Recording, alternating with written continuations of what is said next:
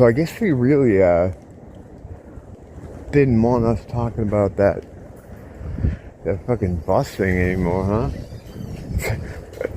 They killed poor Charlie Kirk over it to change the news cycle. At least it seems like that. And like that thing about Charlie Kirk, he's like the most moderate.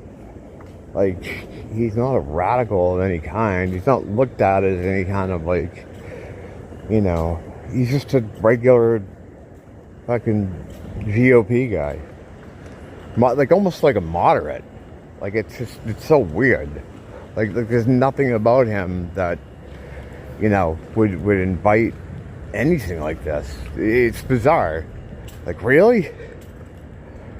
It's like the fucking President Ford thing. You know? I don't know, it's weird. Like, of course I'm looking at both of these things now, the way I look at things.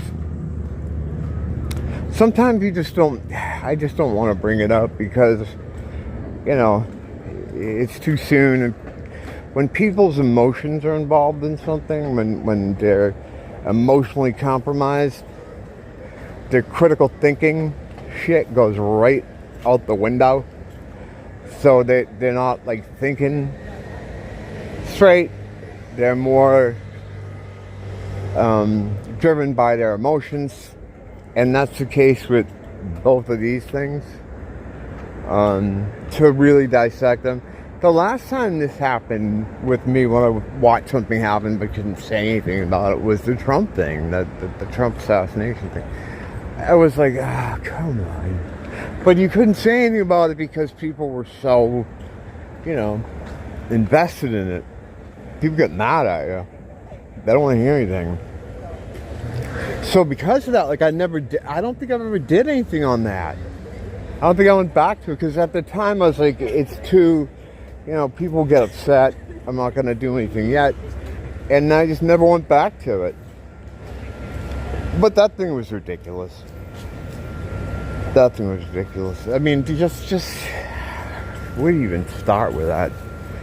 If you think that photo was organic in any way, well then you're not here. You're not listening to me. You wouldn't be coming here. But yeah, there's things I'm looking at with both of those. It's just kind of weird. Like, I wonder why they wanted to change the news cycle there like that. Because to me, that seems like what happened here. And then also there was a school one too. It's another school shooting. You know, this thing's happened fucking so often. It's not as big. People even take notice. And I know they're all completely, you know, psyops. So I stopped looking at those a long time ago. But yeah, it's this whole thing is really weird. Because I'm not thinking about the actual events themselves, right? I'm trying to think about what those guys are doing. Like, why did they do this? Like, why are they choosing to do this? Was the first one, like, did the response to it not turn out the way they wanted? And so they shifted to this one quick? You know, I don't know. It almost feels like they just got him because he was the only one out there who would be plausible. So like, who's out there now on the you know, whatever side? It's so bizarre because he didn't really. I mean, he had no great enemies. Like college students who he would embarrass on YouTube. That's about it. And I don't know. It's so weird. It's so fucking weird. But yeah, I have to say something about this because you can see it. It's right there. If you watch the actual shooting one, where he gets hit, if you look at his hand holding the one that's holding the mic, and he's holding a big mic, even though he has a shirt mic too. I guess it's just for looks, so people know when he's talking. That's not a problem for me. That's fine. It's just for, you know, show. But he has a ring on. his ring finger. And after he gets hit, right, the ring somehow slips down to his pinky finger, which tells me like there was some kind of editing going on there, or the whole piece is wholesale AI, because now that we have it, I mean, I'm not saying it didn't happen, I'm just saying that that piece of film there's something with it, because that doesn't, how does that happen? How does a ring teleport off one finger and go to another? I mean, come on. Will you stay? I love the story. If you stay, you won't be sorry. Because we believe in you. Soon you grow and take a chance with a couple of kids. Hung up on romancing. I was fucking just walking around singing that, and I got stopped in my tracks, and I'm like, does it modulate?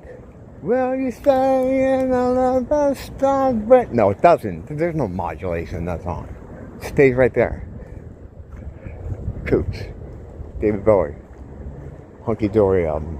Hunky Dory was weird. I mean, I like Hunky Dory. It's, fucking classic. But, Man Who Sold the World. That's fucking great. That album is so good.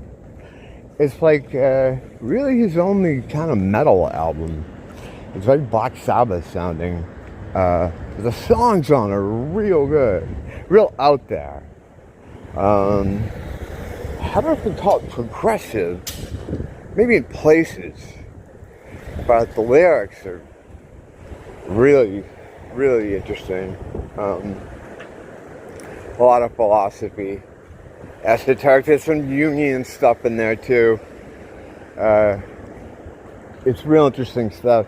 But he never made another album like it, The Man Who Sold the World. And he didn't really make one again like Hunky Dory. He would do that. My fucking story with Bowie, every album would be like, yeah, I don't like this. I don't know what the fuck he's doing. Yeah, he lost the map. I don't like this at all. And then like 4 months later, I'd be like, oh, this fucking shit's amazing. Every time. Every time with him. I was thinking about how unpopular he was. He's looked at now as like a legend. He is, But people would be surprised at how his fallow period, man. I saw him with 9 Inch Nails in the 1990s, and Nin opened for him. Now they tried to do a thing to kind of retain the crowd, because at that time Nin was really hot and Bowie was like very, very cold.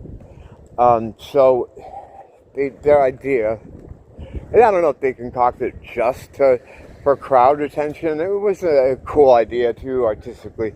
What they did is Nin played their set, right? And then Bowie came out on stage with them. And they would do a shared set of Nin and Bowie songs together. Bowie singing the Nin songs and Trent singing the Bowie songs. This is cool. And then Trent would leave, right? And then it was just a Bowie set. When fucking Trent left the stage, man, it looked like Exodus. It looked like an Exodus. I remember seeing 2 rivers of people headed for the exits. It was fucking crazy noticeable. And by the time they were done, all leaving, there was less than a third left of people. It's fucking nuts. He was so unbelievably unpopular at that point. And 5 years prior to this, or maybe 6, 1990, I saw him at a fucking football stadium, Gillette Stadium in Foxborough. Football stadium. And it was sold out. So he went from that in 5 years to opening for, well, not opening, having 9 Snails open, and then by the time he gets on stage, everybody's leaving. Next time he came back, he was doing like big clubs. Like what would be now would be like the House of Blues on his Earthling tour. It's fucking crazy. No one was interested in what he was doing, except me and like a few other diehards. And you know, he was making good stuff, I think, at that time. Not his best stuff, but at that point, he was very much chasing trends rather than setting them. The album he was touring on with Nin was very much an industrial sort of metal album, like a very Nine Inch Nails type of thing.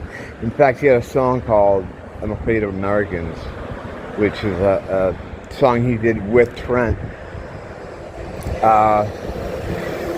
It's looked at now as a classic. When Nine Inch Nails play, it's usually one of the last songs in their set. At the time, no one gave a shit about that. I thought it was cool. Nobody else did that. But I thought there was a person sitting there. What is that? Is that a rug? Oh, it's a tree. It's fucked up. But yeah. And then his kind of popularity, at least in America, kind of stayed down there until he died. And then it was like, oh, he was really only big a couple times.